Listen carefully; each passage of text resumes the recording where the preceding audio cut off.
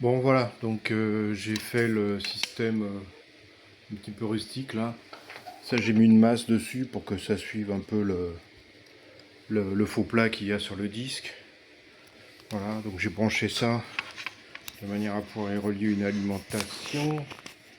Donc en fait j'ai une alimentation là-bas qui me balance du 5 volts parce qu'elle peut pas descendre en dessous en fait. Donc j'ai un petit régulateur là, tout mignon. Celui-là, que je règle à loisir. Voilà, donc j'ai ma tension ici.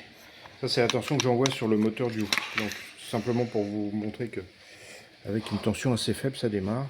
Voilà. Je vais pouvoir voir les deux ensemble, non, ça va être difficile. Ça va être difficile.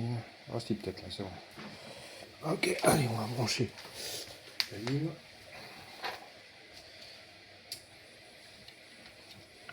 Voilà. Donc là on a 2 volts. Alors j'ai fait une chose, c'est que j'ai réduit le bras de levier qui se trouve en dessous, de manière à ce que c'est moins de difficulté à démarrer. C'est encore quelque chose qu'il faut que je modifie. En fait, il faut que je fasse quelque chose qui soit réglable et qui frotte pas trop. Donc là à 2 volts on démarre, donc c'est sympathique. Ça prend une certaine vitesse. Et la vitesse que ça prend donc me donne une tension secondaire sur le moteur du bas. Voilà. Qui est de 1,7 V, ce qui est assez faible. Je pensais avoir plus que ça, mais bon après, le problème c'est qu'un moteur à courant continu c'est pas extraordinaire pour générer du jus, mais bon voilà. Donc après je peux toujours augmenter la vitesse de motivation, mais en fait ça va être, je vais transférer, plus je vais avoir de vitesse et plus ça va me générer de tension, mais plus ça va me bouffer. Enfin bref, c'est un cercle sans fin.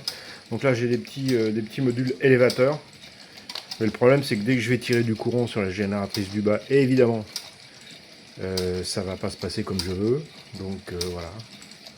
Bon, enfin bref, le truc tourne avec des tensions faibles, 2 volts, donc ça veut dire que ma mécanique est pas trop mal réalisée, ça c'est un bon point. Maintenant, est-ce que ça va donner quelque chose? Là, j'en suis plus que moins sûr. À voir. Après, je pourrais diminuer